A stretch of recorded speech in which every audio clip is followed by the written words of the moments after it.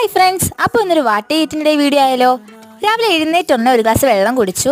അത് കഴിഞ്ഞ് ഒരു 8 മണിയൊക്കെ ആയപ്പോൾ രാവിലത്തെ കാപ്പി കുടിച്ചിട്ടുണ്ടായിരുന്നു. കള്ളപ്പവും കടലക്കറിയായിരുന്നു. ഇത് കള്ള് വെച്ചിട്ടല്ല ഉണ്ടാക്കിയത്, തേങ്ങ വെള്ളം വെച്ച് എന്തോ ഒരു രീതിയിൽ അമ്മ ചെയ്തെടുത്തതാണ്, എനിക്ക് അറിഞ്ഞൂടെ അതിനെപ്പറ്റി.